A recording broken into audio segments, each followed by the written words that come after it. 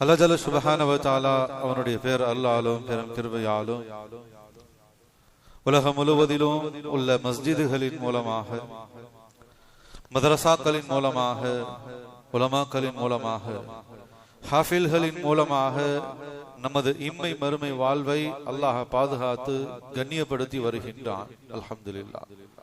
அல்லாஹுக்கு நாம் அதிகமான முறையில் நன்றி செலுத்த கடமைப்பட்டிருக்கின்றோம்.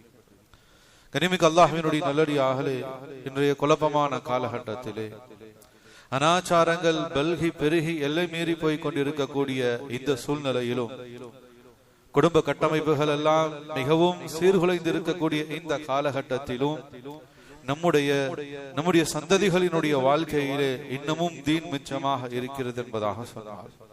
இன்னும் நம்முடைய வீடுகளில் ஷரியத் சுன்னத் பேணப்படுகிறது, நம்முடைய பெண் பிள்ளைகளிடத்திலே ஹிஜாப் பேணப்படுகிறது என்பதாக சொன்னால், உலகம் முழுவதிலும் இருக்கக்கூடிய மஸ்ஜிதுகளும் மதரசாக்களும், அந்த மஸ்ஜிதுகளையும் மதரசாக்களினுடைய ஆணிவேராக இருக்கக்கூடிய உலமாக்களும் ஹாஃபில்களும் அல்லாஹ் காரணமாக ஆக்கி வைத்திருக்கின்றான். இந்த குழப்பமான காலகட்டத்திலும் நம்முடைய வீடுகளில் நம்மிடத்திலே தீன் நிலை பெறுவதற்காக அல்லாஹ் மஸ்ஜிதுகள் மதரசாக்கள் உலமாக்கள் மூலமாக நமக்கு கடிவாளத்தை அமைத்து வைத்திருக்கின்றான். நமக்கு ஒரு பாதுகாப்பு அரணை அல்லாஹ் ஒரு வேலியாக அல்லாஹ் உலமாக்களையும் மஸ்ஜிதுகளையும் மதரசாக்களையும், மஸ்ஜிதுகள் மதரசாக்களை முன்னின்று அதை நடாத்தி கொண்டிருக்கக்கூடிய நிர்வாகத்தினர்களையும் அல்லாஹ் கபூல் செய்திருக்கின்றான். அல்லாஹுக்கு நாம் அதிகமான முறையில் நன்றி செலுத்த கடமைப்பட்டு இருக்கின்றோம். கனிமிக்கு அல்லாஹ்வினுடைய நல்லடியாகலே இந்த சந்தர்ப்பத்திலே, இந்த தருணத்திலே தமிழகம் முழுவதிலும் இருக்கக்கூடிய அரபு மதரசாக்கள், அரபு பல்கலைக்கழகங்களில் பட்டமளிப்பிலாக்கள் நடக்கக்கூடிய ஒரு காலமாக இருந்து கொண்டிருக்கின்றது. ஒவ்வொரு வருடமும் ரமலானுக்கு முன்னதாக அனைத்து மதரசாக்களிலும் பட்டமளிப்பு விழா நடக்கும். ஆலிம்களுக்காக, ஹாஃபில்களுக்காக, தௌரா ஹதீஸ் முடித்தவர்களுக்காக, இஃப்தா முடித்து முஃப்திகளாக ஆனவர்களுக்கான பட்டமளிப்பு விழா தமிழகம் முழுவதும் விமர்சையான முறையிலே ஒவ்வொரு மாவட்டமாக, ஒவ்வொரு பகுதியாக அல்லாஹ்வுடைய பெரிய கிருபையிலே நடந்து கொண்டிருக்கின்றது. ஆயிரக்கணக்கான ஆலிம்கள், ஹாஃபில்கள், ஆலிமாக்கள் நம்முடைய தமிழகத்திற்கு புதிதாக வந்து கொண்டிருக்கின்றார்கள். அல்லாஹ் அவர்களை எல்லாம் கபூல் செய்வானாக. கனிமிக்கு அல்லாஹ்வினுடைய நல்லடியாகலே அல்லாஹ்வுடைய பெரிய கிருபையால் நம்முடைய கரூர் மாநகரத்தினுடைய அழகாக, நம்முடைய கரூர் மாநகரத்தினுடைய அலங்காரமாக, நம்முடைய கரூர் மக்களினுடைய செல்வமாக, அல்லாஹ்வினுடைய அருளாக கரூரிலே இயங்கி வரக்கூடிய அன்வாருல் குர்ஆன் ஹிஃப்து மதரசா நம்முடைய கரூருக்கு என்பதாக இருக்கக்கூடிய ஒரு சொத்து. நம்முடைய முன்னோர்கள் நம்முடைய கரூரிலே வாழ்ந்த எத்தனையோ நல்லோர்களினுடைய மிகப்பெரிய ஏக்கம், மிகப்பெரிய ஆசை, எங்கெங்கோ எல்லாம் பட்டமளிப்பு விழாக்கள் நடக்கின்றன. தமிழகத்திலே எத்தனையோ மாவட்டங்களில், ஒரு சில மாவட்டங்களில் 5-10 மதரசாக்கள் எல்லாம் இருக்கின்றன. இப்படி எங்கெங்கோ ஆலிம்கள் உருவாகுகின்றார்கள், எங்கெங்கோ ஹாஃபில்கள் எல்லாம் உருவாகி கொண்டிருக்கின்றார்கள். நம்முடைய கரூர் மாநகரத்திற்கு ஒரு மதரசா வந்து விடாதா? இங்கும் பட்டமளிப்பிலாக நடத்தப்பட்டு ஆஃபில்கள் ஆலிம்கள் பட்டம் வாங்க மாட்டார்களா என்பது நம்முடைய கரூர் மாநகரத்தில் வாழ்ந்த எத்தனையோ நல்லோர்களினுடைய பெரிய ஏக்கம், கவலையாக இருந்தது. எனவே அல்லாஹுடைய பெரிய பேர் அருளாகத்தான் நம்முடைய கரூர் மாநகரத்திலே அன்வாருல் குர்ஆன் ஹிஃப்து மதரசா கிட்டத்தட்ட 10 வருடங்களை கடந்து நடந்து கொண்டிருக்கின்றது. 2 வருடங்களுக்கு முன்னதாக பட்டமளிப்பு விழா, முதலாம் ஆண்டு பட்டமளிப்பு விழா நடைபெற்றது. அடுத்த பட்டமளிப்பு விழாவை நோக்கி நகர்ந்து கொண்டிருக்கின்றது. கனிமிக்கு அல்லாஹ்வினுடைய நல்லடியாகலே அந்த மதரசாவுக்காக உழைக்கக்கூடிய அத்தனை நபர்களையும் அல்லாஹ் கபூல் செய்வானாக. உருவாகக்கூடிய ஆலிம்களையும் ஹாஃபில்களையும் அல்லாஹ் ரப்புல் ஆலமீன் பொருந்தி கொள்வானாக. அவர்களை கொண்டு முழு உலகத்திலும் தீனுடைய வேலைகளை வாங்கிக் கொள்வானாக. ஆமீன். கனிமிக்கு அல்லாஹ்வினுடைய நல்லடியாகலே ஒவ்வொரு வீட்டிலும், ஒவ்வொரு குடும்பத்திலாவது ஒரு ஹாஃபில் ஆலிம் நிச்சயமாக உருவாக வேண்டும். நம்முடைய ஈமான்தாரிகளுக்கு இதுதான் அசலான விஷயம். நம்முடைய பிள்ளைகள் அவர்கள் படிக்கின்றார்கள், பட்டதாரிகளாக ஆகின்றார்கள், உலகத்தினுடைய உயர் பொறுப்புகள், உயர்ந்த சம்பாத்தியம், இதெல்லாம் ஒரு புறம், இதெல்லாம் உலகத்தோடு முடிந்து போய்விடும். நாளை மறுமையிலே இதை பற்றிய எந்த விதமான அசைவும் இருக்கா, அல்லாஹ்விடத்துல எந்த விசாரணையும் இருக்கா. நீ உலகத்துல பட்டம் வாங்கினியா, டாக்டர் ஆகனியா, இன்ஜினியர் ஆகனியா, நீ என்ன படிச்ச, நீ என்ன சம்பாதிச்ச, இது எதுவுமே அல்லாஹ்விடத்துல கேள்வியாக இருக்கா.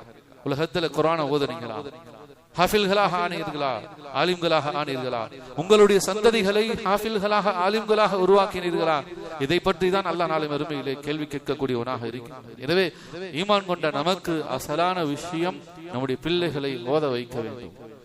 அவர்களை குர்ஆனுடையவர்களாக ஆக்கணும், குர்ஆனுக்குரியவர்களாக ஆக்கணும், குர்ஆனை மனனம் செய்த ஹாஃபில்களாக ஆக்க வேண்டிய பொறுப்பு நம் எல்லோருக்குமே இருக்கின்றது. எனவே ஒரு குடும்பத்திற்கு ஒன்று அல்லது ஒரு வீட்டிற்கு ஒன்று ஹாஃபில்கள் நிச்சயமாக நம்முடைய குடும்பத்தை, நம்முடைய சந்ததிகளில் நாம் உருவாக்க கடமைப்பட்டு இருக்கின்றோம்.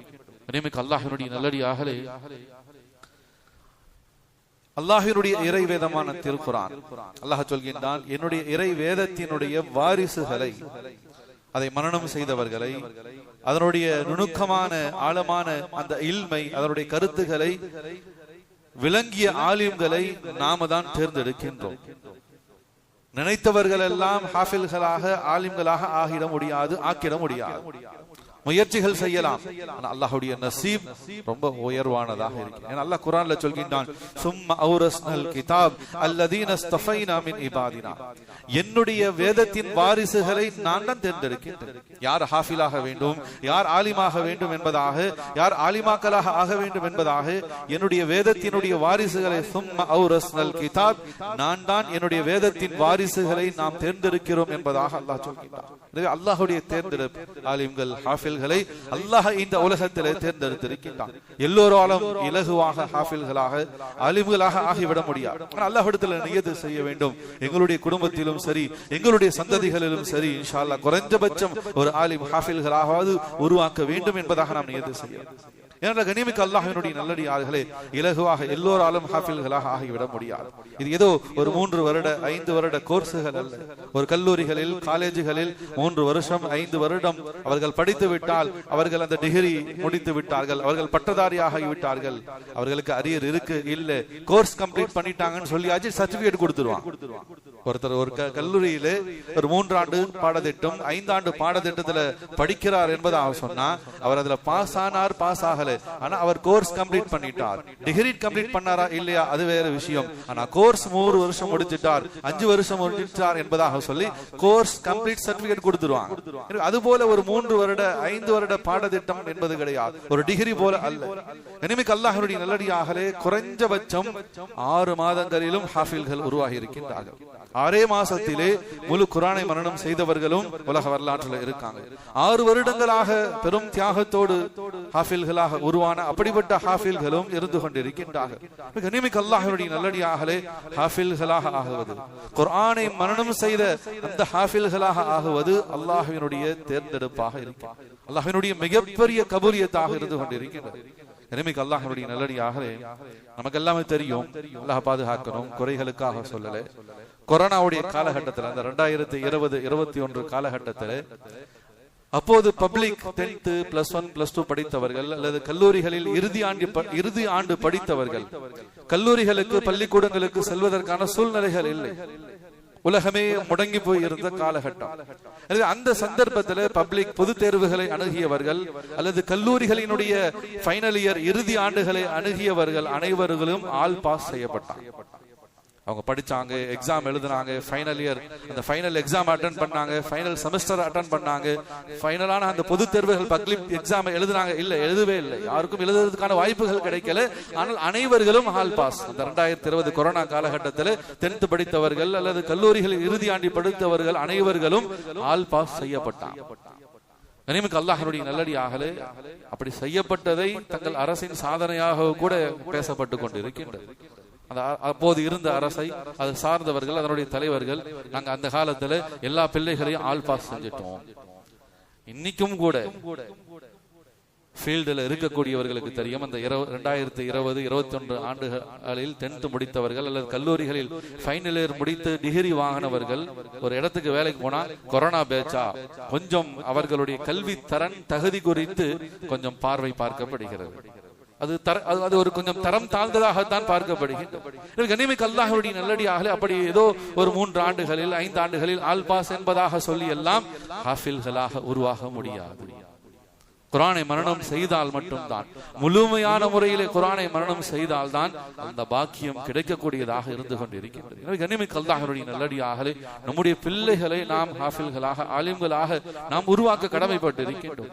அல்லாஹ் தேர்ந்தெடுக்கின்றான். அல்லாஹ்வினுடைய அந்த கபூலியத்திலே நாம் நம்முடைய சந்ததிகளை கொண்டு வர நாம் கடமைப்பட்டு இருக்கின்றோம். கண்ணியமிக்க அல்லாஹ்வுடைய நல்லடியார்களே, நம்முடைய இந்திய தேசத்திலே வாழ்ந்த மிகப்பெரிய ஒரு ஆலிம் அன்வர் ஷா காஷ்மீரி ரஹ்மத்துல்லாஹி அலைஹி என்பதாக சொல்வார். தாருல் உலூம் தேவபந்த் மதரசாவினுடைய முஹ்தமிமாக இருந்தார். அல்லாஹ் அவங்களுக்கு எவ்வளவு பெரிய திறமையை கொடுத்திருந்தான்னு சொன்னா, அபாரமான நினைவாற்றலுக்கு, மரண சக்திக்கு சொந்தக்காரர்கள் அன்வர் ஷா காஷ்மீரி ரஹ்மத்துல்லாஹி அலைஹி அவர்கள். இந்திய உலமாக்கள், இந்தியாவினுடைய மதரசாக்களுடைய விஷயத்திலே அரபுகளிடத்திலே, அரபு நாட்டை சார்ந்த உலமாக்களிடத்துல கொஞ்சம் அந்த கண்ணியம் என்பது, தரம் என்பது கொஞ்சம் குறைவாக தான் பார்க்கப்படும். அரபுகளை பொறுத்த வரைக்கும் தங்களை தாண்டி மற்ற எல்லோரையுமே அவர்கள் கொஞ்சம் தகுதி குறைவாக தான் பார்ப்பாங்க. அதுவும் இந்திய உலமாக்கள், இந்திய மதரசாக்கள் என்பதாக சொன்னா அவர்களுடைய பார்வை வேறு விதமாக இருக்கும்.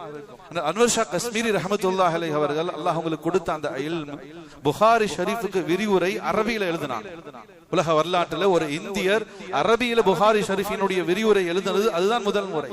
எனவே புகாரி ஷரீஃபினுடைய விரிவுரையை அரபியிலே எழுதியதின் காரணமாக உலகம் முழுவதும் அந்த கிதாபு பறந்து விரிந்து சென்றது. இதை பார்த்த அரபுகளே ஆச்சரியப்பட்டு போனார். அதன் பிறகுதான் அன்வர் ஷா காஷ்மீரி ரஹ்மத்துல்லாஹி அலைஹி அவர்கள் புகாரியினுடைய விரிவுரையை அரபியிலே எழுதி அது உலகம் முழுவதும் சென்ற பிறகுதான் உலக அரங்கிலே, குறிப்பாக அரபுகளுக்கு மத்தியிலே இந்திய உலமாக்கள் என்பதாக சொன்னால் தனி கண்ணியம், அந்தஸ்து வந்தது. இந்தியாவினுடைய மதரசாக்கள் என்பதாக சொன்னால் ஒரு உயர்வு வந்தது. அந்த உயர்வுக்கு அன்வர் ஷா காஷ்மீரி ரஹ்மத்துல்லாஹி அலைஹி அவர்கள் மிகப்பெரிய பங்கானவர்களாக இருந்தார். அல்லாஹ் உங்களுக்கு எவ்வளவு இன்னும் நினைவாற்றல கொடுத்திருந்தான்னு சொன்னா, ஒரு சந்தர்ப்பத்தில் எகிப்துல, மிஸ்ரில் இருக்கக்கூடிய அல் ஃபைசல் இஸ்லாமிக் லைப்ரரி, அல் ஃபைசல் இஸ்லாமிக் குதுப்கான நூலகம் என்பதாக சொல்லி ஒரு நூலகம், உலக புகழ் பெற்ற ஒரு லைப்ரரி இருந்து கொண்டிருக்கின்றது. எனவே எகிப்துக்கு ஒரு தீனுடைய வேலையாக சென்றவர்கள் அந்த லைப்ரரிக்கு போறாங்க. அங்க இருக்கக்கூடிய கிதாபுகளை எல்லாத்தையும் எடுத்து படிக்கிறாங்க. அதுல ஒரு கிதாப் இஸ்லாம் சம்பந்தப்பட்ட, ஷரியத் சட்டங்கள் சம்பந்தப்பட்ட ஒரு பேர் அற்புதமான ஒரு கிதாப் அன்வர் ஷா காஷ்மீரி ரஹ்மத்துல்லாஹி அலைஹி அவங்களுடைய கையில படுது, அவங்களுடைய கண்ணில் படுது. அதை எடுத்து படிச்சு பாக்குறாங்க. ரொம்ப அழகான முறையில் அந்த கிதாப் எழுதப்பட்டது. கிட்டத்தட்ட 1000 பக்கங்கள் கொண்ட, 1000 பேஜுகள் கொண்ட ஒரு பெரிய கிதாப். எனவே அவங்க போன வேலை ஒரு 2 நாள் 3 நாள் முடிச்சுட்டு எகிப்துல இருந்து திரும்ப இந்தியாவுக்கு வரணும். எனவே லைப்ரரி பொறுப்பாளர் இடத்துல போய் கேட்டாங்க, இது போல இந்த கிதாப் ரொம்ப அற்புதமா இருக்கு, பல காலங்களாக நான் இது போன்ற ஒரு கிதாப் அதை வாசிக்கணும், அதனுடைய இல்மை அறிந்து கொள்ளணும்னு சொல்லி என்னுடைய தேடலாக இருந்துச்சு. இப்போதுதான் அதற்கு ஒரு விடிவு காலம் பிறந்திருக்கு. எனவே தாங்கள் அனுமதிச்சுன்னு சொன்னா இந்த கிதாபை நான் இந்தியாவுக்கு எடுத்து கொண்டு போய் அதை நான் எழுதி கொண்டு நான் திரும்பவும் உங்களுடைய லைப்ரரிக்கு நான் தபால் மூலமாக அனுப்பி வைத்து விடுகின்றேன், எனக்கு அனுமதி கொடுங்கன்னு சொல்லி கேட்டான். இப்ப லைப்ரரியினுடைய பொறுப்பாளர் சொன்னார், மௌலானா மன்னிச்சுக்கீங்க, இங்க யாரு வேணாலும் வரலாம், எவ்வளவு நேரம் வேணாலும் இருக்கலாம், எந்த கிதாபுகளை வேணாலும் படிக்கலாம். ஆனால் இங்கிருந்து எந்த கிதாபுகளையும் புத்தகங்களையும் வெளியில எடுத்து செல்வதற்கான அனுமதி என்பது கிடையாது. மௌலானா அவங்க ரொம்ப எவ்வளவு வற்புறுத்தி பேசினாங்க. தங்களுடைய பின்புலங்கள் என்ன எல்லாத்தையும் சொன்னாங்க. ஆனா அந்த லைப்ரரி பொறுப்பாளர் அது எல்லாத்தையுமே நிராகரிச்சுட்டாங்க. படிக்கிறதா படிச்சு எடுத்து செல்வதற்கான அனுமதி. எனவே மௌலானா வந்த வேலைகள், பாதி வேலைகளை ஒதுக்கிட்டு முழுசாக அந்த கிதாபை படிப்பதற்காக அந்த 2-3 நாட்களை செலவு செஞ்சாங்க. 1000 பக்கங்கள் கொண்ட கிதாபை 3 நாள் முழுசாக படிச்சு முடிச்சிட்டு தங்களுடைய நாட்டு இந்தியாவுக்கு வந்துட்டாங்க. வந்த பிறகு அல்லாஹ் அவங்களுக்கு எவ்வளவு பெரிய அந்த இல்மையும் அபாரமான நினைவாற்றலையும் கொடுத்திருக்கா நம்ம பார்க்கணும். இந்தியாவுக்கு வந்த பிறகு அந்த கிதாபை தாங்களே எழுதுறாங்க. எந்த கிதாப 1000 பக்கங்கள் கொண்ட கிதாபல் எகிப்தினுடைய அந்த மிஸ்ர் அல் இஸ்லாமிக் ஃபைசல் இஸ்லாமிக் லைப்ரரியில படிச்சாங்களோ, இந்தியாவுக்கு வந்த பிறகு அந்த கிதாப அவங்களே எழுதுறாங்க. அதனுடைய அச்சு கோர்வைகள், ஒரு வார்த்தைகள் கூட மிஸ் ஆகாம அதை அப்படியே முழுசா எழுதி முடிக்கிறாங்க. எழுதி முடித்த அந்த புத்தகத்தை, அதே 1000 பேஜ் கொண்ட அந்த புத்தகத்தை எகிப்து மிஸ்ரில் இருக்கக்கூடிய அல் ஃபைசல் இஸ்லாமிக் லைப்ரரிக்கு அனுப்பி வைக்கிறாங்க.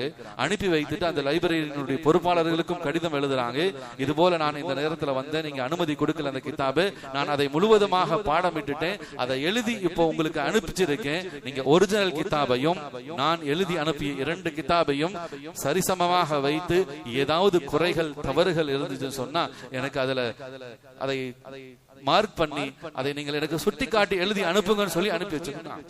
எனவே அந்த லைப்ரரியினுடைய பொறுப்பாளர் மிகவும் அதிர்ச்சி அடைஞ்சார். ஆச்சரியத்தின் உச்சத்தில போனார். எடுத்து வச்சு பார்த்தார், எந்த மாற்றமும் இல்லை. ஒரு ஒரிஜினல் கிதாப், ஒரிஜினல் முசன்னிப், அந்த கிதாபை எழுதியவர் எப்படி எழுதியிருக்காரோ அந்த பாணி, அந்த எழுத்து, அந்த நடை எல்லாமே அந்த கிதாபை முழுவதுமாக அப்படியே காப்பி பண்ணதாக இருந்துச்சு.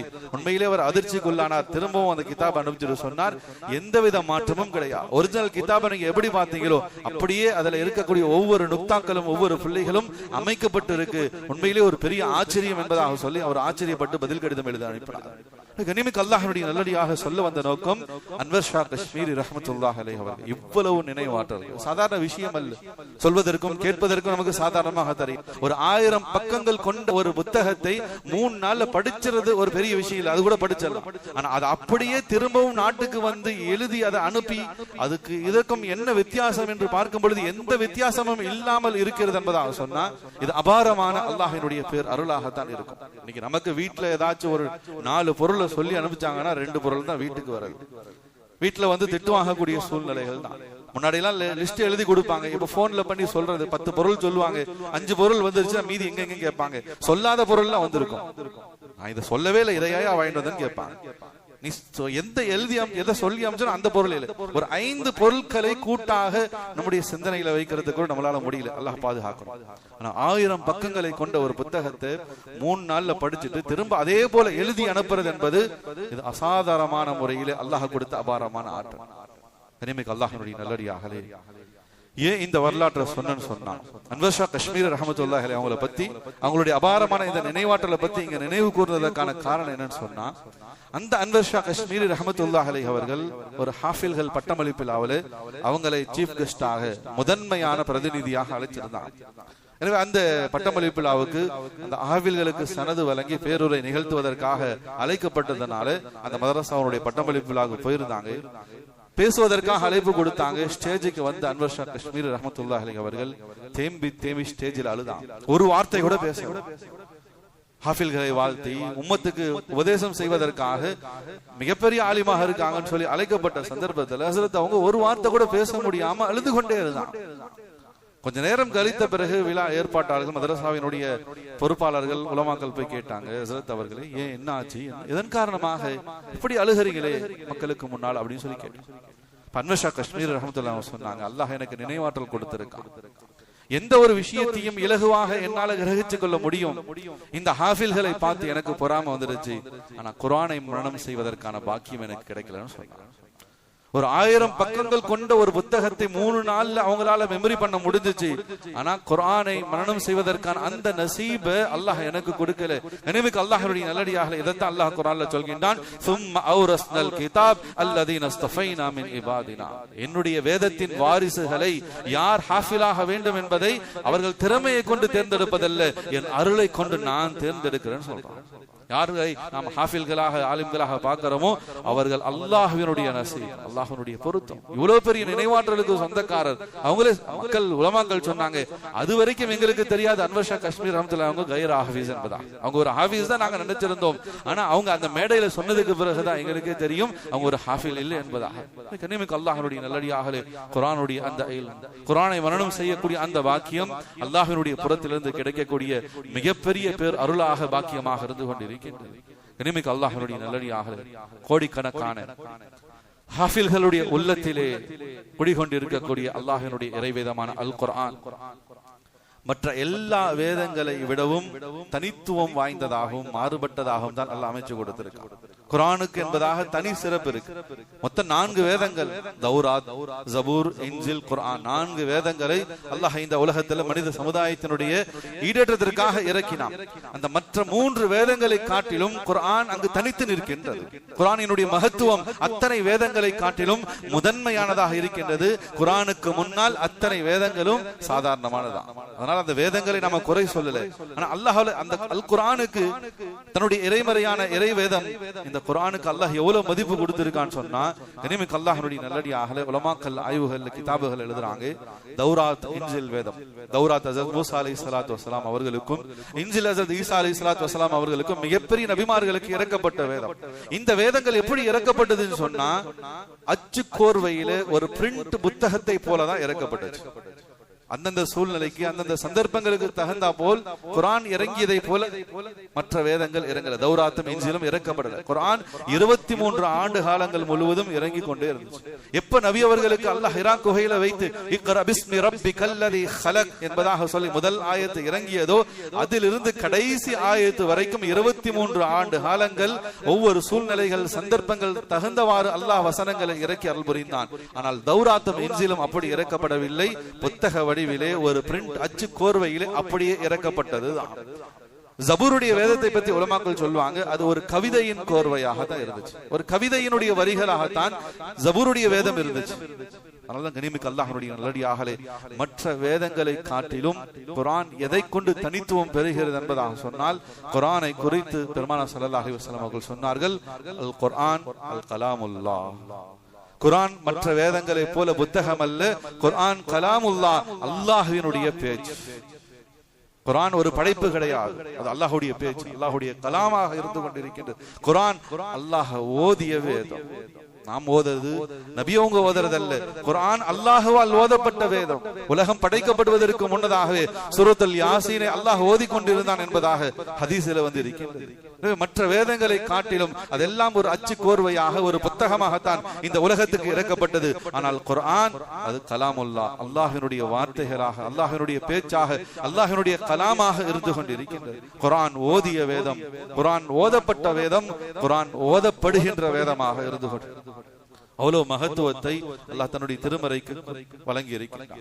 கனிமிக்கு அல்லாஹ்வுடைய நல்லடியார்களே, குர்ஆன் ஏட்டிலே இறங்கிய வேதம் அல்ல, ஏடுகளிலும் அச்சு கோர்வைகளிலும் ஏட்டில் இறங்கிய வேதம் அல்ல, இதயத்தில் இறக்கப்பட்ட நூறாக இருந்து கொண்டிருக்கிறது. அதனால அல்லாஹ் குர்ஆனை பத்தி சொல்லும் பொழுது, இன்னா நஹ்னு நஸல்னா ذிக்ர் வ இன்னா லஹு லஹாஃபிதூன்.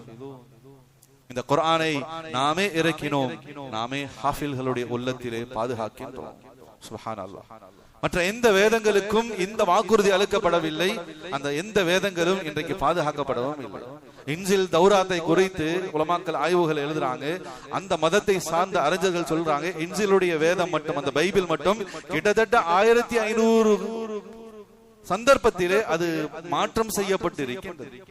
1500 முறை மனித தலையீடு, மனிதன் கை வைத்திருக்கின்றான் ஒரு இறை வேதத்தில். அப்ப அது எப்படி இறை வேதமாக இருக்க முடியும்? அதனால அந்த வேதங்களை குறித்து அவர்கள் சொல்லும் பொழுது புதிய ஏற்பாடு பழைய ஏற்பாடு சொல்லுவாங்க. அது ஏற்பாடு செய்யப்பட்டது, இறக்கப்பட்டது அல்ல. ஆனால் கனிமிக்கு அல்லாஹ்வுடைய நல்லடியார்களே, அல் குர்ஆன் இன்னா நஹ்னு நஸல்னா ذிக்ர் வ இன்னா லஹு லஹாஃபிதூன், நாம் தான் இறக்கினோம், நாமே அதை பாதுகாப்போம். அல்லாஹ் ஹாஃபில்களுடைய உள்ளத்திலே வைத்து அல் குர்ஆனை பாதுகாத்துக் கொண்டிருக்கின்றான். கனிமிக்கு அல்லாஹ்வுடைய நல்லடியார்களே, குர்ஆன் எவ்வளவு உயர்ந்த வேதம் என்பதாக சொன்னால், அல்லாஹ் ஓதினார்.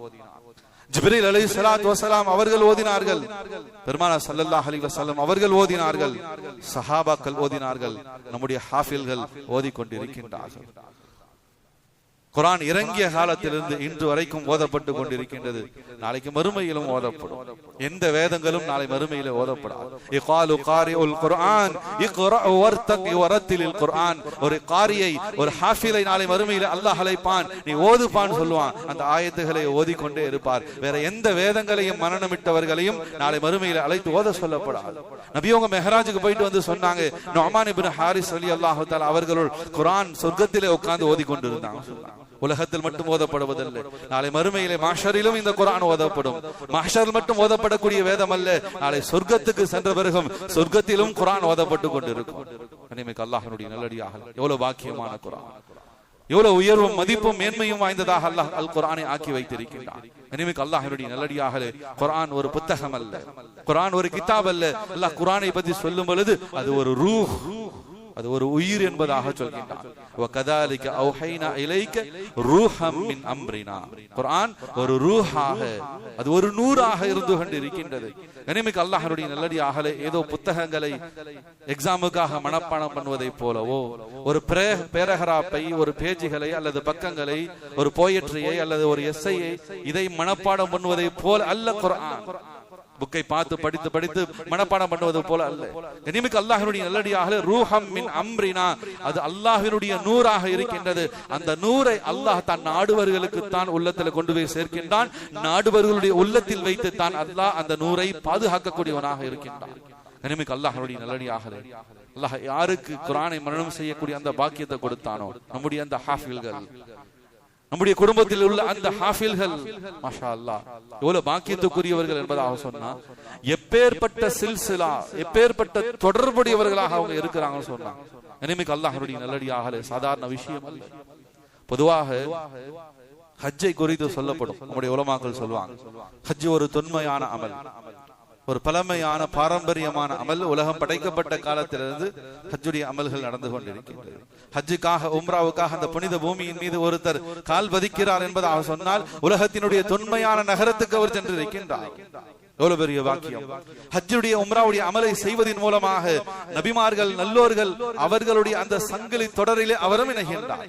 ஹஜ்ஜுடைய அமலை ஒருத்தர் செய்யறதுனால நபிமார்கள், அத்தனை நபிமார்களும் ஹஜ் செய்திருக்கின்றார்கள். ஹஜ்ஜுடைய அமலிலே ஒருவர் இணையும் பொழுது நபிமார்கள் எந்த சங்கிலி தொடரை கயிற்றை பிடித்தார்களோ ஒரு ஹாஜி அந்த கயிற்றை பிடிக்கின்றார். சுப்ஹானல்லாஹ், எவ்வளவு பெரிய வாக்கியம்! இனிமேல் அல்லாஹ்வுடைய நல்லடியாகல இதை விட ஒரு ஹாஃபிலின் பாக்கியம்.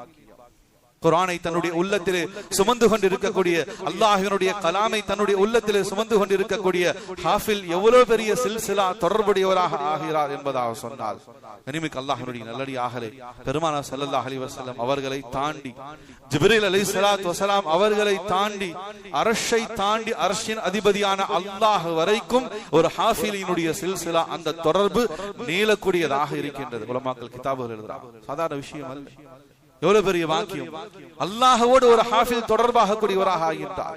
இனிமேல் அல்லாஹ்வினுடைய நல்லடியாக எங்கள் ஹாஃபில்கள் எவ்வளவு அருள் நிறைந்தவர்கள், பாக்கியமானவர்கள் என்பதாக சொன்னால், எப்படிப்பட்ட கயிற்றை தங்களுடைய கையிலே எடுக்கிறார்கள் என்பதாக சொன்னால், நபி அவங்க சொன்னாங்க, இன்ன ஹாதல் குர்ஆன் ஹுவ ஹபுலுல்லாஹ். இந்த குர்ஆன் அல்லாஹ்வுடைய குர்ஆனாக இருந்து கொண்டிருக்கின்றது. ஹுவ ஹபுலுல்லாஹ் வ ஹுவ நூருல் முபீன். இது அல்லாஹ்வினுடைய கயிறாக இருக்கின்றது. எந்த பிள்ளைக்கு அல்லாஹ் குர்ஆனை மனனம் செய்யக்கூடிய பாக்கியத்தை கொடுத்தானோ அந்த ஹாஃபில், அந்த பிள்ளை அல்லாஹ்வினுடைய கயிற்றை தன் கையில் எடுக்கின்றார். அந்த கயிறு அல்லாஹ்வினுடைய கரமும் அந்த கயிற்றிலே இருந்து கொண்டிருக்கின்றது. அல்லாஹ் அக்பர்! எவ்வளவு பெரிய விஷயம் அன்பு குறித்தானவர்களே! எவ்வளவு பெரிய பாக்கியத்தை அல்லாஹ் நம்முடைய பிள்ளைகள், யாருக்கு அல்லாஹ் ஹாஃபிலாக கூடிய பாக்கியத்தை கொடுத்தானோ அவர்களுக்கு எவ்வளவு பெரிய பாக்கியத்தை அல்லாஹ் கொடுத்திருக்கின்றான். எந்த கயிறு அல்லாஹ்வின் கரத்தில் இருக்கின்றதோ, நபி அவங்க சொன்னாங்க, வஹுவ நூருல் முபீன். குர்ஆன் அல்லாஹ்வினுடைய கயிறாக இருக்கின்றது. ஹாஃபில்கள் அந்த கயிற்றை தங்களுடைய கரங்களால் பற்றி பிடிக்கின்றார்கள். அந்த கயிறு அல்லாஹ்வினுடைய கரத்திலும் இருந்து கொண்டிருக்கின்றது. நபியை தாண்டி, ஜிப்ரீலை தாண்டி அல்லாஹ் ஜல்ல சுப்ஹானஹு வ தஆலா அவனிடத்திலும் அதனுடைய கயிற்று இருக்கின்றது. ஏன்? குர்ஆன் கலாமுல்லாஹ், அல்லாஹ்வினுடைய கலாமாக இருக்கிறது. அல்லாஹ் ஓதினான், நபி ஸல்லல்லாஹு அலைஹி வஸல்லம் ஓதினார்கள், ஜிப்ரீல் ஓதினார்கள், சஹாபாக்கள் ஓதினார்கள். இன்றைக்கும் கோடிக்கணக்கான ஹாஃபில்கள் ஓதிக்கொண்டிருக்கின்றார்கள். மஹ்ஷரிலும் ஓதப்படும், சொர்க்கத்திலும் ஓதப்படும். அல்லாஹ் உயர்ந்த ஒரு இறை வேதமாக குர்ஆனாக அல்லாஹ் ரப்பல் ஆலமீன் ஆக்கி இருக்கின்றார். இனிமேல் அல்லாஹ்வுடைய நல்லடியாக எவ்வளவு பெரிய பாக்கியம்! நம்முடைய பிள்ளைகளையும் நாம ஒவ்வொருத்தரும் ஆசை கொள்ள வேண்டும். ஒவ்வொருத்தருடைய உள்ளத்திலும் பேராசையாக இருக்க வேண்டும். எங்களுடைய வீட்டிலே, எங்களுடைய குடும்பத்திலாவது, ஒரு குடும்பத்தில் ஒரு 4 பேர், 5 பேர் அண்ணன் தம்பி அக்கா தங்கச்சி இருக்கும். ஒரு குடும்பத்துக்கு ஒரு ஹாஃபிலாக வாச்சு நாம என்ன செய்யணும்? நம்முடைய குடும்பங்கள்ல நாம் உருவாக்க கடமைப்பட்டு இருக்கின்றோம். கனிமிக்கு அல்லாஹ்வுடைய நல்லடியாக மகத்துவமானது. அல்லாஹ் அந்த குர்ஆனை பத்தி, வஹி இறங்கியதை பத்தி அல்லாஹ் சொல்கின்றான். லவ் அன்ஸல்னா ஹாதல் குர்ஆன் அலா ஜபலில் லரஐதஹு காஷிஅம் முத்தஸத்தியம் மின் ஹஷியத்தில்லாஹ். இந்த குர்ஆனை நாம் ஒரு மலையின் மீது இறக்கி வைத்திருந்தோம் என்பதாக சொன்னால், முத்தஸத்தியம் மின் ஹஷியத்தில்லாஹ், குர்ஆனின் அந்த வஹியினுடைய மகத்துவத்தால் அந்த பெரும் மலையும் வெடித்து தூள் தூளாக சிதறி போய்விடும். மலை தான் இந்த உலகத்தை தாங்கி பிடித்துக் கொண்டிருக்கின்றது. அல்லாஹ் குர்ஆன்ல சொல்றான். நம்முடைய அறிவியல் விஞ்ஞானிகள் இன்னைக்கு சொல்றாங்க, மலைகள் தான் பூமியை அப்படியே தடுத்து நிறுத்தி வைத்து இருக்கின்றது. மலைகள் தன்னுடைய அந்த ஸ்திர தன்மையை, உறுதித்தன்மையை இழந்துருச்சுன்னு சொன்னா பூமி அப்படியே அழிஞ்சு போயிடும். அல்ல, அந்த மலையை பத்தி சொல்கின்றான். அந்த மலையின் மீது இந்த குர்ஆனை நம்ம இறக்கணும் சொன்னா அந்த மலை இந்த குர்ஆனின் மகத்துவத்தால் வெடித்து சிதறி போய்விடும். அவ்வளவு மகத்துவமானது குர்ஆன், அவ்வளவு மகத்துவமானது அந்த வஹியாக இருந்து கொண்டிருக்கின்றது. இனிமேல் அல்லாஹ்வுடைய நல்லடியாகவே நபி ஸல்லல்லாஹு அலைஹி வஸல்லம் அவங்களுக்கு வஹி இறங்குச்சு. சில நேரங்கள்ல ஜிப்ரீல் அலைஹிஸ்ஸலாத்து வஸலாம் வருவாங்க, ஒரு ஆயத் ஓதி காண்பிச்சுட்டு போயிடுவாங்க. நபி அவங்க அதை மனப்பாடம் பண்ணிடுவாங்க. இனிமேல் அல்லாஹ்வுடைய நல்லடியாகவே அல்லாஹ் ரப்பல் ஆலமீன் நபி ஸல்லல்லாஹு அலைஹி வஸல்லம் அவங்களுடைய உள்ளத்தை அதற்கு தகுந்தால் போல் ஆக்கி இருந்தான். வருவாங்க, திடீர் என்பதாக சொல்லி ஒரு ஆயத் இறங்கும். நபி அவங்களுக்கு ஓதி காண்பிப்பாங்க ஜிப்ரீல் அலைஹிஸ்ஸலாத்து வஸலாம். நபி அவங்க அதை பாடம் விட்டுக் கொள்வாங்க. சில நேரங்கள்ல 3 ஆயத்துகள் இறங்கும், சில நேரங்கள்ல சிறிய சூறாக்கள் இறங்கும், சில நேரங்கள்ல பெரிய சூறாக்கள் இறங்கும். நபி ஸல்லல்லாஹு அலைஹி வஸல்லம் ஒரு முறை தான் ஜிப்ரீல் அலைஹிஸ்ஸலாம் திரும்ப திரும்ப ஓதி காண்பிக்க மாட்டாங்க. இன்னைக்கு இருக்கிறத போல நமக்கு குர்ஆன் அன்னைக்கு இல்லை. அப்போதான் வஹி இறங்கிறது. இன்னைக்கு ஏதாச்சும் ஒரு ஆயத்து தடுமாறுது, மாத்தி ஓதிட்டோம், மறந்து போச்சு அப்படின்னு சொன்னா குர்ஆனை எடுத்து பாட மாட்டேங்கிறான். ஆனா ஜிப்ரீல் அலைஹிஸ்ஸலாத்து வஸலாம் வருவாங்க, ஒரு ஆயத்து ஒரு முறை ஓதிட்டு போயிடுவாங்க, திரும்ப ஓத மாட்டாங்க. ஒரு 3 ஆயத்து வருது, ஓதி காமிச்சிட்டு போயிடுவாங்க, திரும்ப ஓத மாட்டாங்க. ஒரு சிறிய சூரா பெரிய சூரா ஒரு முறை தான் ஓதுவாங்க. நபியும் அதை கேட்டு அப்படியே அல்லாஹ் அவங்களுடைய உள்ளத்துல அதை பதிவு செஞ்சிருவாங்க. வரலாறுகளை பதிவு செய்யப்படுகிறது. நபியினுடைய ஒரு சஃபர்ல ஒரு பயணத்தில் நபி அவங்க வந்து கொண்டு இருக்காங்க. சூரத்துல் மாயிதா குர்ஆன் ஓதக்கூடிய உங்களுக்கு தெரியும், கிட்டத்தட்ட ஒரு ஜுஸுவை கடந்து இருக்கக்கூடிய ஒரு சூரா, ஒரு பெரிய சூறாக்கள்ல குர்ஆன்ல இருக்கக்கூடிய சூறாக்கள் அதுவும் ஒரு சூரா. எனவே ஒரே சஃபர்ல அந்த பயணத்துல அந்த சூரா மாயிதா அப்படியே இறங்குது. நபி அவங்க ஒட்டகத்தின் மீது பயணித்துக் கொண்டிருக்கக்கூடிய அந்த நிலையிலேயே அந்த சூரா இறங்குகின்றது. எனவே அல்லாஹ்வுடைய நல்லடியார்களே, ஒட்டகத்தை குறித்து நம்முடைய உலமாக்கள் சொல்லுவாங்க பாலைவன கப்பல் என்பதாக சொல்லுவாங்க. ஒட்டகம் என்பது பாலைவனத்தினுடைய கப்பல். அவ்வளவு சரக்குகளை ஏத்திக்கிட்டு அன்றைய காலகட்டத்தில் போவாங்க வருவாங்க, எதற்குமே அசராது. பாலைவனத்துல ஒரு கப்பலை போல அந்த மண்ணில பயணம் செய்து போகக்கூடிய ஒரு தினாகத்தரமான ஒரு வலிமையான ஒரு ஜீவன் தான், பிராணி தான் ஒட்டகமா இருக்கு. சூரா மாயிதா இறங்குது, ஒவ்வொரு ஆயத்தா இறங்குது. ஜிப்ரீல் அலைஹிஸ்ஸலாத்து வஸலாம் அவங்க வஹி அந்த பயணத்துல நபியின் மீது ஒட்டகத்தின் மீது அமர்ந்திருக்கக்கூடிய நிலையிலேயே அந்த வஹி இறங்கி கொண்டிருக்கின்றது. இறங்க இறங்க இறங்க ஒட்டகம் அப்படியே மண்டியிட்டு விட்டது. எதற்கும் அசராத 1000 கிலோ எடை உள்ள பொருட்களை ஏற்றினாலும் அசந்து போகாத பாலைவன கப்பலான ஒட்டகம் வஹி இறங்க இறங்க நபி ஸல்லல்லாஹு அலைஹி வஸல்லம் ஒட்டகத்தின் மீது இருந்தார்கள். அந்த வஹியினுடைய கனத்தால் மகத்துவத்தால் அப்படியே மண்டியிட்டு உட்கார்ந்து விட்டது என்பதாக வரலாறுகளில் சஹாபாக்கள் பதிவு செய்கிறார்கள். அல்லாஹ்வுடைய நல்லடியார்களே, வஹியினுடைய மகத்துவம் அந்த அளவுக்கு பெரும் பாக்கியமானதாக அல்லாஹ் கண்ணியமானதாக ஆக்கி வச்சிருக்கான். எனவே வரும் ஆயத்துகள் ஓதுவாங்க, அல்லாஹ்வுடைய பெரிய கிருபை நபியினுடைய உள்ளத்துல அது அப்படியே பதிஞ்சிடும். நபி அவங்க வந்த வஹியை அப்படியே ஓதி காமிக்கிறாங்க. இது அல்லாஹ்வினுடைய பேர் அருள். அல்லாஹ் உங்களுக்கு அந்த தனித்துவமான சிறப்பை ஆற்றல் அவங்களுக்கு கொடுத்திருக்கான். எவ்வளவு பெரிய சூறாக்கள் எத்தனை ஆயத்துகள் இறங்கினாலும் அதை கேட்ட உடனேயே நபியினுடைய உள்ளத்துல அது அல்லாஹ் பதிவு செய்யக்கூடிய ஒரு அழகான அருள் அல்லாஹ் ஏற்படுத்தி வச்சிருக்கான். இது ஒரு பெரிய ஆச்சரியம் இல்லை. அல்லாஹ்வுடைய நல்லடியார்களே, இது போன்ற ஒரு சபையில நபி ஸல்லல்லாஹு அலைஹி வஸல்லம் அவங்க உட்கார்ந்து இருக்கும் பொழுதே வஹி இறங்குது. சூரத்துல் அன்ஆம் இதுவும் ஒரு பெரிய சூரா, மாயிதாவுக்கு அடுத்து இருக்கக்கூடிய சூரா. கிட்டத்தட்ட 1.25 ஜுஸு கடந்த ஒரு சூரா, கிட்டத்தட்ட 26-27 பக்கங்களை கடந்து போகக்கூடிய ஒரு பெரிய சூரா. ஒரே சபையிலே நபிக்கு இது போன்ற சஹாபாக்கள் இருக்கும் பொழுதே அந்த வஹி இறங்குகின்றது. வஹி இறங்கி போயிடுச்சு. ஜிப்ரீல் அலைஹிஸ்ஸலாத்து வஸலாம் ஓதி காண்பிச்சிட்டு போயிட்டாங்க. அவங்க போனதுக்கு பிறகும் அந்த சூரா அன்ஆமை நபி அவங்க முழுசா சஹாபாக்களுக்கு ஓதி காண்பிக்கிறாங்க. எப்படி இறங்குச்சோ இறங்கிய அடுத்த நிமிடமே அந்த முழு சூரா சஹாபாக்களுக்கு ஓதி காண்பிக்கப்படுது.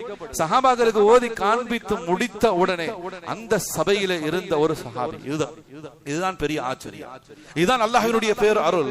அந்த சபையில இருந்த ஹஸரத் இப்னு மஸ்ஊத் ரலியல்லாஹு தஆலா அவங்க பார்க்கிறதுக்கு ரொம்ப சாதாரணமாக இருப்பாங்க, பலகீனமான ஒரு சஹாபி. அவங்க எந்திரிச்சாங்க. அல்லாஹ்வுடைய தூதர் ஸல்லல்லாஹு அலைஹி வஸல்லம் அவங்களே, இப்போது இறங்கியதே சூரா, ஆமா அன்ஆம், அந்த சூராவை அல்லாஹ் இறக்கினான். இப்னு மஸ்ஊத் ரலியல்லாஹு தஆலா சொன்னாங்க, நீங்க ஓதி காண்பிச்சீங்க, ஆமா வஹி இறங்குச்சு, உடனே உங்களுக்கு ஓதி காண்பிக்கணும்னு சொல்லி பிரியப்பட்டு 1.25 ஜுஸ் அந்த முழு சூராவை நான் உங்களுக்கு ஓதி காண்பிச்சிட்டேன், என்னப்பா சொல்லு. இல்ல யா ரசூலுல்லாஹ் ஸல்லல்லாஹு அலைஹி வஸல்லம், நான் அந்த சூராவை ஓதட்டுமான்னு கேட்டேன். நான் அந்த சூராவை ஓதட்டுமா? கனிமிக்க அல்லாஹ்வினுடைய நல்லடியாக நபிக்கு வஹி இறங்குது. ஜிப்ரீல் அலைஹிஸ்ஸலாத்து வஸலாம் கொண்டு வந்து கொடுக்கறாங்க. நபியினுடைய உள்ளம் பக்குவப்பட்ட உள்ளம், அல்லாஹ்வால் பக்குவப்படுத்தப்பட்ட உள்ளமாக இருக்கு. ஓதிய உடனே நபி அவங்க கேட்டாங்க. நபி அவங்க அல்லாஹ்வுடைய நபியாக இருக்காங்க. திரும்ப அப்படியே உம்மத்துக்கு ஓதி காண்பிச்சாங்க. ஓதி காண்பித்த அடுத்த வினாடியே சபையில இருந்து எந்திரிச்ச ஒரு சஹாபி இப்னு மஸ்ஊத் ரலியல்லாஹு தஆலா நபியிடத்துல கேக்குறாங்க, அல்லாஹ்வுடைய தூதர் ஸல்லல்லாஹு அலைஹி வஸல்லம் அவங்களே, நீங்க ஓதி காண்பித்த அந்த அன்ஆம் சூராவை நான் ஓதட்டுமான்னு சொல்லி கேட்டாங்க. நபி அவங்களே ஆச்சரியப்பட்டு போனாங்கன்னு சொல்லிதான் உலமாக்கள் கிதாபுல எழுதுறாங்க. நபி அவங்க சொன்னாங்க, சரி ஓதிதான் பாருப்பா, நானும் கேட்கிறேன், ஓது. இப்னு மஸ்ஊத் ரலியல்லாஹு தஆலா அவங்க அல்லாஹ்வுடைய பெரிய கிருபையில நபி அவங்க எப்படி ஓதி காண்பிச்சாங்களோ முழு சூராவையும் அப்படியே அவர்கள் ஓதி காண்பிச்சாங்க. அல்லாஹ்வுடைய பெரிய ஆற்றல், அல்லாஹ்வினுடைய மிகப்பெரிய கபூலியத். கனிமிக்க அல்லாஹ்வினுடைய நல்லடியார்களே, அந்த மனன சக்தியை குறித்து அல்லாஹ் சொல்கின்றான், சனுகுரிஉக ஃபலா தன்ஸா. நபியே நீங்க ஓதல, நாம ஓத வச்சோம். நபியே உங்களுடைய உள்ளத்துல நீங்க பதிவு செய்ய வைக்கல, நாம் தான் அதை பதிவு செய்ய வைத்தோம். எனவே ஓதக்கூடிய ஹாஃபில்கள் அவர்கள் ஓதல, அல்லாஹ் ஓத வைக்கின்றான். குர்ஆன் அல்லாஹ் அவ்வளவு மகத்துவத்தை, குர்ஆனுக்கு அல்லாஹ் ஜல்ல சுப்ஹானஹு வ தஆலா அவ்வளவு மகத்துவத்தையும் கண்ணியத்தையும் அல்லாஹ் வழங்கி இருக்கின்றான் என்று குறித்தான். நாம கொஞ்சம் யோசிக்க கடமைப்பட்டு இருக்கின்றோம். இப்படிப்பட்ட மகத்துவமும் மேன்மையும் நிறைந்த ஹாஃபில்களுடைய கூட்டத்தில் நம்முடைய சந்ததிகளை, பிள்ளைகளை நாம இணைக்க வேண்டாமா? இறைமிக்கு அல்லாஹ்வுடைய நல்லடியார்களே, ஒவ்வொரு வருடமும் அபுதாபியில த குளோபல் குர்ஆன் காம்படிஷன் என்பதாக சொல்லி நடக்கும். உலக அளவில் இருக்கக்கூடிய காரிகளை, ஹாஃபில்களை அழைத்து மிகப்பெரிய அளவில் ஒரு பெரிய காம்படிஷன் நடத்துவாங்க. 2019 அப்படிப்பட்ட ஒரு மிகப்பெரிய காம்படிஷன், குர்ஆன் கிராத்துடைய காம்படிஷன் நடந்துச்சு. The global Quran competition Abu Dhabi 2019 என்பதாக சொல்லி, அந்த குளோபல் காம்படிஷன்ல 2019 கலந்து கொண்ட ஒருத்தர் பரிசு வாங்குறார். முதல் நபராக, முதல் பரிசுக்கு தகுதியானவராக தேர்ந்தெடுக்கப்படுகின்றார். இதுல பெரிய ஆச்சரியம் என்னன்னு சொன்னா, உலக அளவில் இருக்கக்கூடிய பெருங்கொண்ட ஆலிம்கள், ஹாஃபில்கள், காரிகள் எல்லாம் அந்த காம்படிஷன்ல, அந்த போட்டியில கலந்துக்கிறாங்க. அத்தனை நூற்றுக்கணக்கான பேர்ல முதல் நபராக ஒருத்தர் தேர்ந்தெடுக்கிறார் சொன்னா எவ்வளவு திறமை வாய்ந்தவராக இருப்பார், எந்த அளவுக்கு அவருடைய ஹிஃப்தும் அவருடைய கிராத்தும் அழகானதாக இருந்திருக்கும். அப்படி தேர்ந்தெடுக்கப்பட்டவர் யார் என்பதாக சொல்லி பார்த்தா, அவர் ஒரு பிளைண்ட், அவர் பார்வையற்றவர், பிறவியிலேயே 2 கண்ணும் தெரியாத நிலையிலே பிறந்த ஒரு மனிதர். உலக அளவில நடக்கக்கூடிய குளோபல் குர்ஆன் காம்படிஷன்ல முதல் இடத்துக்கு வருகின்றார். மக்கள் எல்லோத்துக்கும் ஆச்சரியம். எனவே காம்படிஷன்ல முடித்து அவருக்கு கிஃப்ட் எல்லாம் கொடுத்ததுக்கு அப்புறம் அவரிடத்துல பிரஸ் மீட்டிங் நடக்குது, பேட்டி எடுக்கிறாங்க. இது எப்படிப்பா சாத்தியம்? நீ பிறவியிலேயே குருடனாக இருக்கு, ஆனா உலக அளவில் நடந்த இந்த காரி காம்படிஷன்ல நீ முதலாவது இடத்துக்கு வந்திருக்க. அவரு சொன்னார், நான் சின்ன பிள்ளையாக இருக்கும் போதே மக்தபல எங்க ஊர் மதரசாவில ஓதும் போதே நான் ஏதாச்சும் ஒரு விஷயத்தை கேட்டேன்னா அப்படியே மனப்பாடம் பண்ணிடுவேன், அதை ஓதுவேன். அப்போதே நான் அழகாக ஓதியதை பார்த்து எங்க ஊர் மக்தப் மதரசாவில நடந்த ஆண்டு விழாவில எனக்கு ஒருத்தர் பரிசு கொடுத்தார். என்ன பரிசு கொடுத்தாரு சொன்னா, அவர் அப்பதான் ஹஜ்ஜுக்கு போயிட்டு வந்தார். ஹஜ்ஜில அன்றைய காலகட்டத்துல கேசட்டுகள் விற்கும், குர்ஆனுடைய கேசட்டுகள், காரிகள் ஓதிய 30 ஜுஸு கேசட்டுகள், ஒவ்வொரு கேசட்டாக ஒவ்வொரு டேப் ரெக்கார்டு இருக்கும். அந்த டேப் ரெக்கார்ட்ல ஒவ்வொரு கேசட்டாக முன்னாடியும் பின்னாடியும் போட்டு அந்த கிராத்துகள் கேட்போம். அதுபோல 30 கேசட்டுகள் கொண்ட ஒரு கிராத்தினுடைய அந்த கோர்வையை முழுசாக எனக்கு கொண்டு வந்து கொடுத்தார். அந்த காரி யார் என்பதாக சொன்னால், காரி சித்திக் அல் மிஷ்னாவி என்பதாக சொல்லக்கூடிய அன்றைய 1980 காலகட்டத்திலே மக்காவினுடைய இமாமாக இருந்தவர் தான் சித்திக் மிஷ்னாவி ரஹ்மத்துல்லாஹி அலைஹி. அவங்க இப்ப இல்ல. எனவே அந்த காரியினுடைய கிராத்துடைய கேசட் எனக்கு அன்பளிப்பாக கொடுக்கப்பட்டுச்சு. எனவே அந்த அன்பளிப்பு வந்த நாள்ல இருந்து நான் அதை கேட்டு கேட்டு கேட்டு கேட்டு ஒவ்வொரு வார்த்தையாக, ஒவ்வொரு வசனமாக முழு குர்ஆனையும் நான் கேட்டே மனப்பாடம் பண்ணினேன். நான் ஓதும் பாணி காரி சித்திக் மிஷ்னாவி ரஹ்மத்துல்லாஹி அலைஹி அவங்க ஓதக்கூடிய அந்த பாணியில் தான் ஓதுவேன், வேற எந்த பாணியிலும் எனக்கு ஓத தெரியாது. குர்ஆனை கேட்டே நான் மனப்பாடம் செஞ்சேன்னு சொன்னான். சுப்ஹானல்லாஹ். இதைதான் அல்லாஹ் சொல்கின்றான், சனுகுரிஉக ஃபலா தன்ஸா, நாம தான் ஓத வைக்கின்றோம், நாம தான் அந்த உள்ளத்தில் அதை பாதுகாக்கிறோம் என்பதாக சொல்லி சொன்னோம். இப்படிப்பட்ட பாக்கியவான்கள், இப்படிப்பட்ட உலகத்தினுடைய உயர்வுமிக்க அந்த ஹாஃபில்களுடைய கூட்டத்தில் நாம் நம்முடைய பிள்ளைகளை, நம்முடைய சந்ததிகளை நாம இணைக்க வேண்டாமா? இனிமிக்கு அல்லாஹ்வுடைய நல்லடியார்களே, அபா யஸீத் பிஸ்தாமி ரஹ்மத்துல்லாஹி அலைஹி என்பதாக சொல்லக்கூடிய ஒரு மிகப்பெரிய மகான், மிகப்பெரிய ஆலிம். அவங்களுக்கு ஒரு 5 வயசாக இருக்கும் பொழுது அவங்களுடைய தாய் கொண்டு போய் தன்னுடைய மகனை ஹிஃப்து மதரசாவில குர்ஆனை மனப்பாடம் செய்யறதுக்காக கொண்டு போய் சேர்த்து விடுறான். சின்ன பிள்ளை, 5 வயசு பிள்ளை, அம்மாவை தவிர வேற எதுவும் உலகம் தெரியாது. அந்த வயசுல அந்த தாய் தன் மகனை ஹாஃபிலாக்க வேண்டும் என்பதற்காக கொண்டு போய் மதரசால விட்டுட்டான். கொஞ்ச நேரம் ஏதோ காலை நேரம் விட்டதுக்கு அப்புறம் பசங்களோட சேர்ந்து அபா யஸீத் ரஹ்மத்துல்லாஹி அலைஹி அவங்க அப்படியே விளையாண்டுகிட்டு நேரம் ஓடிடுச்சு. மாலை நேரம் வந்த உடனே தாயினுடைய நினைப்பு வந்துருச்சு. எனவே தாயை பார்க்கணும்னு சொல்லி அழுக ஆரம்பிச்சுட்டாங்க. உஸ்தாது வந்தாங்க, ஏப்பா அழுகிற? இல்ல, அம்மாவை பார்க்கணும்னு ஆசையா இருக்கு. உங்க அம்மா சொல்லிட்டு போயிட்டாங்க, எந்த காரணத்தை கொண்டு வீட்டுக்கு அனுப்பாதீங்க, புள்ள ஓதணும், அவர் ஹாஃபிலா. இல்ல இல்ல, நான் வீட்டுக்கு போய் தங்கிடலாம் மாட்டேன், நீங்க விடுங்க, நான் என் தாயை பார்த்துட்டு வந்தேன், ஒரே ஒரு முறை பார்த்துட்டு நான் திரும்பி வந்தேன். இல்லப்பா, என்ன சொன்னாலும் சரி உங்க அம்மா உன்னை வீட்டுக்கு அனுப்புவானான்னு சொல்லிட்டாங்க, என்ன ஆனாலும் சரி நீ இருந்துதான் ஆகணும். எவ்வளவு அடம் பிடிச்சு கேட்டாங்க, கடைசி வரைக்கும் உஸ்தாது மறுத்துட்டாங்க. இன்னும் அதிகமாக அடம் பிடிச்சதுனால அந்த மதரசாவினுடைய உஸ்தாது சொன்னாங்க, சரி இவனை ஏதாச்சும் சமாளிக்கணும், சொன்னாதான் இவன் அமைதி ஆகுவான், என்ன செய்யறது? எனவே ஹஜ்ரத் அவங்க சொன்னாங்க, சூரத்துல் பக்ரா இருக்கு, கிட்டத்தட்ட 2.25 ஜுஸுக்கு மேல இருக்கு. இவனை எப்படியும் போக விடக்கூடாது, அவங்க அம்மா அனுப்பி விடக்கூடாது, அவன் ஹாஃபில் ஆகணும், ஓதி முடிச்சுட்டு தான் வீட்டுக்கு வரணும்னு சொல்லி கொண்டு வந்து விட்டுட்டு போயிருக்காங்க.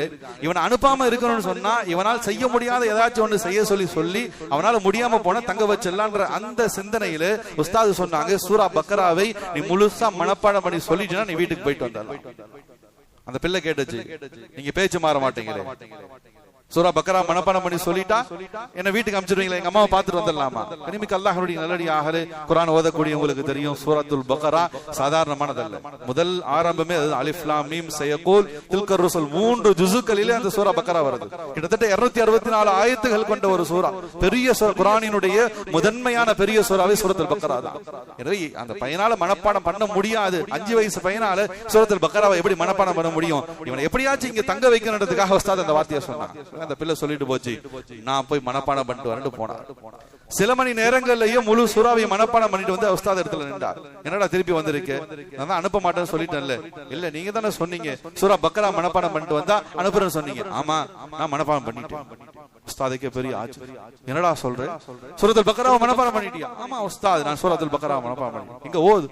சுப்ஹானல்லாஹ், அந்த குழந்தை ஓத ஆரம்பிச்சு, அஊது பில்லாஹி மினஷ் ஷைத்தானிர் ரஜீம், பிஸ்மில்லாஹிர் ரஹ்மானிர் ரஹீம், அலிஃப் லாம் மீம் ஸாலிகல் கிதாபு லா ரைப ஃபீ. அல்லாஹ்வுடைய பெரிய கிருபையில முழு சூறாவையும் ஓதி முடிச்சு. ஆச்சரியப்பட்டு போன உஸ்தாத் தவிர்க்க முடியாம, சரிப்பா உங்க வீட்டுக்கு போயிட்டு வாங்க, போய் அம்மாவை பார்த்துட்டு திரும்பி வந்து நான் பார்த்துட்டு திரும்பி வந்துடுறேன். எனவே மழலை செல்வம் தாயின் பாசத்தின் மிதக்கத்திலே தன் தாயை சந்திப்பதற்காக தன் வீட்டுக்கு போய் தன் தாய் இருக்கக்கூடிய வீட்டின் கதவை தட்டுது. உள்ள இருக்கக்கூடிய அந்த தாய் யாரு என்பதாக சொல்லி கேட்கிறார். அபா யஸீத் ரஹ்மத்துல்லாஹி சொல்ல, அம்மா நான் அபா யஸீத் வந்திருக்கேன். அந்த தாய் சொன்னாங்க, இல்ல என்னுடைய மகனை நான் மதரசாவில தான் விட்டு வந்தேன், அவன் வீட்டுக்கு எல்லாம் வரமாட்டான். இல்லமா உங்க அப்பா யஸீத் தான் வந்திருக்கேன். கண்ணியமிக்க அல்லாஹ்வுடைய நல்லடியார்களே, இன்னைக்கு ஏதாச்சும் மக்தபுல உட்கார்ந்து பிள்ளைகள் ஓதக்கூடிய சந்தர்ப்பத்துல அவங்க சரியாக ஓதலன்னு சொல்லி ஆசிரியர் உஸ்தாத் ஒரு வார்த்தை கடுமையாக பேசிட்டாலோ அல்லது ஒரு அடி சேர்த்து விழுந்து விட்டது என்பதை அவன் சொன்னா, ஓதன வரைக்கும் போதுண்டா, இது இவர்கிட்ட நீ ஓதணும்னு அவசியம் இல்ல, வாட அடி வாங்கித்தான் என் புள்ள ஓதணும்னு அவசியம் இருக்கு, அப்படிலாம் ஒண்ணும் வேணாவா?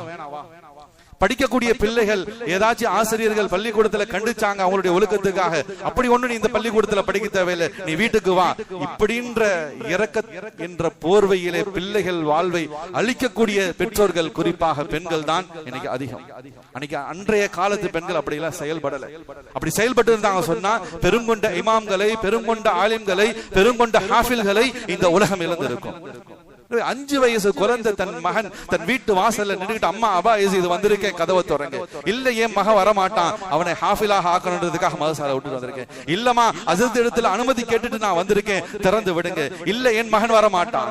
இல்லமா உங்க மகன் தான் வந்திருக்கேன், கொஞ்சம் கதவை திறங்க. அந்த தாய் சொன்னாங்க, என்னுடைய மகன் ஹாஃபிலாக ஆலிமாக ஆகாமல் வீட்டுக்கு வரமாட்டான். அம்மா நான் உங்களை ஒரே ஒரு முறை உங்கள் முகத்தை மட்டும் நான் பார்த்துட்டு போயிடுறேன். பச்சிலம் அந்த மழலை செல்வம் தன் தாயிடத்துல தன் தாய் முகத்தை பார்ப்பதற்காக மன்றாடுகின்றது. அந்த தாய் இறுதி வரைக்கும் சொன்னா, என்னுடைய மகன் ஹாஃபிலாக ஆலிமாக ஆகாதவரை வீட்டுக்கு வரமாட்டான் அப்படின்னு இறுதி வரைக்கும் சொன்னதுனால அழுதபடியே பெரும் ஏக்கத்தோடு அந்த பிள்ளை திரும்பவும் மதரசாவுக்கு திரும்பியது. அபா யஸீத் புஸ்தாமி ரஹ்மத்துல்லாஹி அலைஹி அவர்கள் திரும்பவும் வீட்டுக்கு வந்தாங்க. கிட்டத்தட்ட 30 வருடங்கள் கழித்து வந்தாங்க. ஆலிம் ஹாஃபிலாக ஆகி, ஆலிமாக ஆகி, முஃப்தியாக ஆகி, அன்றைய காலகட்டத்திலே யூத நசாராக்களுக்கு மத்தியிலே மிகப்பெரிய விவாத போட்டியை நடத்தி பல ஆயிரக்கணக்கான யூத நசாராக்கள் இஸ்லாத்துக்கு வருவதற்கு காரணமான உலகம் போற்றக்கூடிய அன்றைய காலத்தினுடைய மிகப்பெரும் மார்க்க அறிஞராக அபா யஸீத் புஸ்தாமி ரஹ்மத்துல்லாஹி அலைஹி அவர்கள் திகழ்ந்தார். கண்ணியமிக்க அல்லாஹ்வுடைய நல்லடியார்களே, பிள்ளைகளை ஓத வைக்கக்கூடிய விஷயத்திலே இப்படிப்பட்ட ஹிம்மத் நம்முடைய பெற்றோர்களுக்கு தேவை, குறிப்பாக பெண்களுக்கு தேவை. கொஞ்சம் பிள்ளை கண்ணை கசக்கிட்டானா ஸ்கூலுக்கு போக தேவையில்லை, கொஞ்சம் காய்ச்சல் அதிகமா இருக்கு, சளி பிடிச்சிருக்கா, மதரசாவுக்கு போக தேவையில்லை. கண்ணியமிக்க அல்லாஹ்வுடைய நல்லடியார்களே, நம்முடைய பெற்றோர், நம்முடைய பெண்கள், நம்முடைய சமுதாயத்தினுடைய அன்றைய தாய்மார்கள் இப்படி நினைச்சிருந்தாங்க சொன்னா இந்த சமுதாயத்துக்கு பெருங்கொண்ட ஆலிம்களையும் ஹாஃபில்களையும் மார்க்க மேதைகளையும் இமாம்களையும் நாம இழந்துரும். கண்ணியமிக்க அல்லாஹ்வுடைய நல்லடியாக அல்லாஹ்வுடைய பெரிய கிருபை, அல்லாஹ் யாரை கபூல் செய்யறானோ அவங்களுக்கு தன்னுடைய இறைமறையாம் திருமறை குர்ஆனை மனனம் செய்த ஹாஃபிலாக ஆகக்கூடிய ஒரு பெரிய பாக்கியத்தை கொடுத்திருக்கான். எனவே நம்முடைய ஒவ்வொருவரும் நியத்து செய்யணும், எங்களுடைய வீட்டிலும் சரி குறைஞ்சபட்சம் எங்களுடைய குடும்பத்துல ஒரு ஹாஃபிலாவது நாங்கள் உருவாக்கணும். கண்ணியமிக்க அல்லாஹ்வுடைய நல்லடியாக அல்லாஹ் ஹாஃபில்களுக்கு எவ்வளவு சிறப்பு வச்சிருக்கு, எந்த இல்மு சிறந்தது, எந்த கண்ணியமும் எந்த அந்தஸ்தும் எங்களுக்கு சிறந்தது, யோசிக்க வேண்டிய காலத்திலும் யோசிக்க வேண்டிய தருணத்தில் நாம இருந்துகிட்டு இருக்கோம். உலகத்தில் நாம பார்க்கலாம் பெரிய பெரிய அவார்ட், நோபல் பரிசு உலக அளவிலான முறையில் வழங்கப்படும். Oscar award, Padma Shri award, Padma Bhushan award, இப்படி என்னமோ பல அவார்டுகள் விருதுகள் உலகளாவிய முறையிலே வழங்கப்படுது. அந்த விருதுகள் வாங்கியவர்களும் சரி அந்த குடும்பத்தார்களும் அதை பெருமையாக பேசுறாங்க.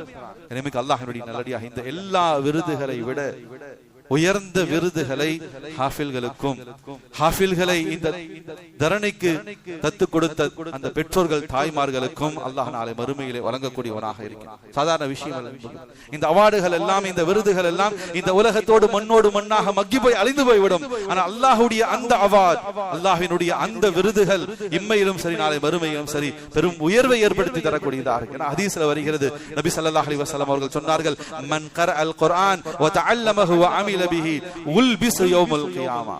குர்ஆனை மரணம் செய்த அந்த ஹாஃபிலுக்கு அல்லாஹ் ஜல்ல சுப்ஹானஹு வ தஆலா நாளை மறுமையிலே அகில உலக மக்கள் அனைவர்களும் ஒன்று கூடி இருக்கக்கூடிய அந்த மஜ்மாவிலே, அந்த மஹ்ஷரிலே உல்பிஸு யௌமல் கியாமா மிகப்பெரிய கிரீடத்தை அல்லாஹ் ரப்பல் ஆலமீன் அந்த ஹாஃபிலுக்கு அணிவிப்பான். அதனுடைய பிரகாசம் முழுவதுமாக பிரகாசித்துக் கொண்டிருக்கும். எந்த அளவுக்கு என்பதாக சொன்னால், நூறு லவ் மிஸ்ல லவ் இஷம்சி, சூரியனை விட ஹாஃபிலின் தலையில் இருக்கக்கூடிய அல்லாஹ் அணிவித்த அந்த கிரீடம் பிரகாசமானதாக இருக்கும். ஹாஃபிலுக்கு அல்லாஹ் அளிக்கக்கூடிய கண்ணியம், அந்த பெற்றோர்களுக்கும் நாளை மறுமையில் அல்லாஹ் கிரீடத்தை அணிவிப்பான். அந்த பெற்றோர்களுக்கும் சூரியனை விட இந்த உலகத்தினுடைய அத்தனை உயர்ந்த பொருட்களையும் அர்ப்பணம் செய்தாலும் ஈடாகாத உயர்ந்த ஆடையை தன் பிள்ளையை ஹாஃபிலாக ஆக்கின அந்த பெற்றோர்களுக்கு நாளை மறுமையிலே அல்லாஹ் அணிவிப்பான். அகில உலக மக்கள் அனைவர்களுக்கு முன்னால் அந்த ஹாஃபில் கண்ணியப்படுத்தப்படுவார், அவர்களுடைய பெற்றோர்கள் கண்ணியப்படுத்தப்படுவார்கள். கண்ணியமிக்க அல்லாஹ்வினுடைய நல்லடியார்களே, இப்போது சொல்லுங்கள், எங்களுக்கு எந்த கண்ணியம் தேவை? இந்த உலகத்துல ஒரு மிகப்பெரிய விருதாக வழங்கப்படக்கூடிய நோபல் பரிசுகளும் பத்மஸ்ரீ பரிசுகளும், இந்த விருதுகள் எங்களுக்கு இலக்கா அல்லது நாளை மறுமையிலே அகில உலக மக்கள் அனைவர்களுக்கு முன்னால் அல்லாஹ் வழங்கக்கூடிய அந்த தாஜுல் கிராமா, அந்த நூறானியத்தான ஒளி மிகுந்த அந்த கிரீடம் சிறந்ததா? எந்த இல்மு சிறந்தது? எந்த கண்ணியம் எங்களுக்கு சிறந்தது? எங்களுடைய பிள்ளைகளுக்கு எந்த உயர்வு சிறந்தது? கண்ணியமிக்க அல்லாஹ்வுடைய நல்லடியார்களே, நாம் இந்த இடத்திலே சிந்திக்க கடமைப்பட்டு இருக்கின்றோம். அல்லாஹ் ரப்பல் ஆலமீன் நம் அனைவர்களையும் பொருந்திக் கொள்வானாக, நம் அனைவர்களையும் அல்லாஹ் கபூல் செய்வானாக. அல்லாஹ் நம்முடைய சந்ததிகளிலும் நம்முடைய குடும்பத்திலும் நம்முடைய ஒவ்வொரு வீடுகளிலும் அல்லாஹ் ரப்பல் ஆலமீன் ஹாஃபில்களை, ஹாஃபிலாக்களை, ஆலிம்களை, ஆலிமாக்களை அல்லாஹ் ரப்பல் ஆலமீன் உருவாக்கி அருள் புரிவானாக. நம்முடைய மஹல்லாக்களிலும் அதிகமான ஹாஃபிலாக்கள், ஆலிமாக்கள் உருவாகக்கூடிய சூழலை அல்லாஹ் ரப்பல் ஆலமீன் ஏற்படுத்தி அருள் புரிவானாக. வ ஆகிர் தவானா அல்ஹம்துலில்லாஹி ரப்பில் ஆலமீன். அஸ்ஸலாமு அலைக்கும்.